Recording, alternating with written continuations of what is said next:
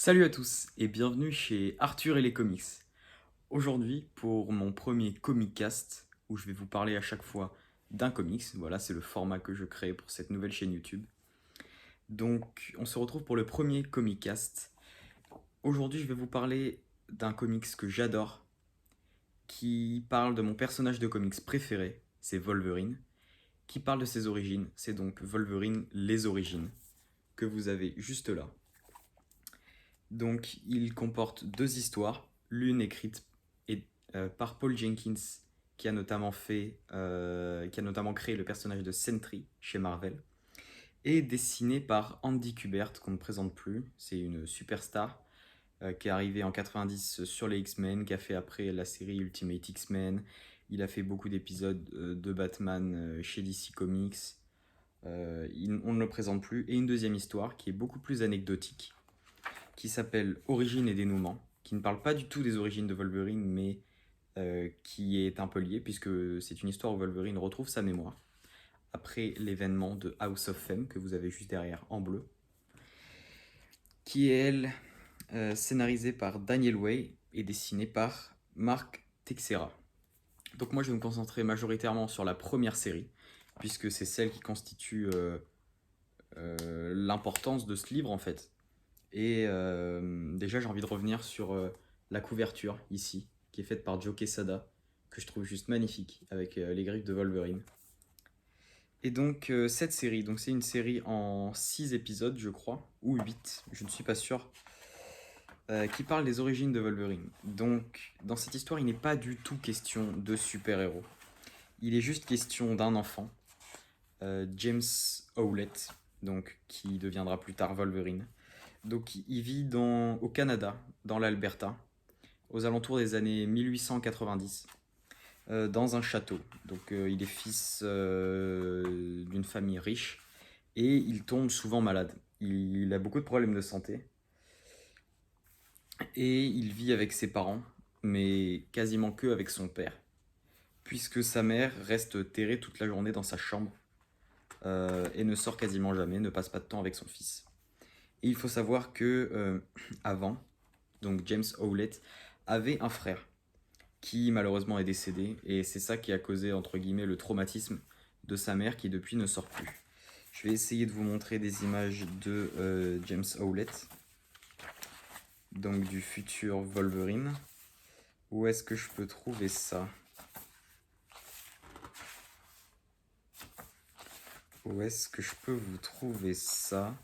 Donc c'est une histoire qui a été écrite en 2001 ou 2002, je crois. Qui a vraiment révolutionné le personnage, puisque jusque-là, il n'avait pas d'origin story à proprement parler.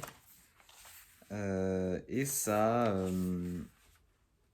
vraiment révolutionné le personnage, parce que pour la première fois, on arrivait à donner un nom et un contexte à tous ses pouvoirs et à sa mutation, puisque comme vous le savez, Wolverine est un mutant. Et donc voilà, ça c'est notamment James Howlett, donc le futur Wolverine. Je vais essayer de vous trouver une image de lui, donc sans trop vous spoiler, parce qu'il y a certaines planches qui spoilent malheureusement beaucoup. Voilà, et donc en fait on suit ses origines. Regardez cette planche. C'est de toute beauté. Vous le voyez, avec ce Wolverine. Franchement, c'est super beau, moi j'adore. Le travail de Andy Kubert sur ce livre est vraiment génial. Et donc, le style est très spécial parce qu'on n'a vraiment pas un style de comics en fait, comme vous pouvez le voir sur des planches. Ici, en fait, c'est un style qui dans l'ancrage et la colorisation, fait très peinture. Et c'est vraiment le parti pris qu'a pris Andy Kubert pour ce comics. Et c'est un choix que personnellement j'adore, je valide à 100%. Regardez des planches comme ça, comment on peut être insensible à des planches comme ça. Regardez-moi ce loup là, avec Wolverine du coup en dessous. Enfin, le futur Wolverine. Et donc, cette histoire est vraiment géniale. J'ai tenu à vous la présenter en premier, parce que Wolverine c'est mon personnage préféré. Et donc Wolverine les origines, ça paraissait tout naturel pour moi de vous faire un comic cast numéro 1 sur ce comics. Donc il existe dans énormément d'éditions. Donc après avoir été publiée sous forme d'épisode, elle a été reliée dans le format Deluxe. Format Deluxe, c'est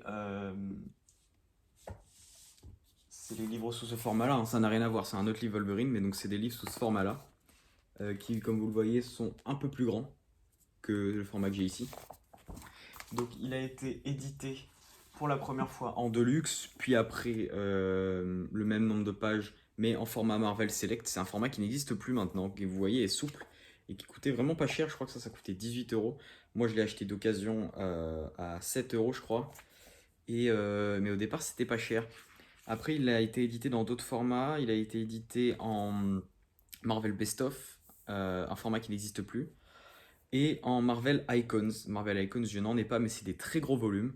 Et dans ce Marvel Icons, vous avez Wolverine les origines numéro 2, et Wolverine la fin. Même si Wolverine Origins 2 et Wolverine la fin n'égalent en aucun cas cette version des origines de Wolverine.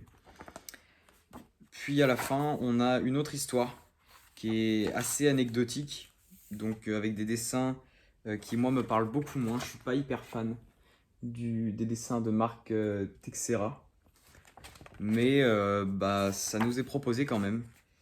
Et ça nous parle d'une période où Wolverine, après House of M, dont je vous parlerai un jour dans une future vidéo.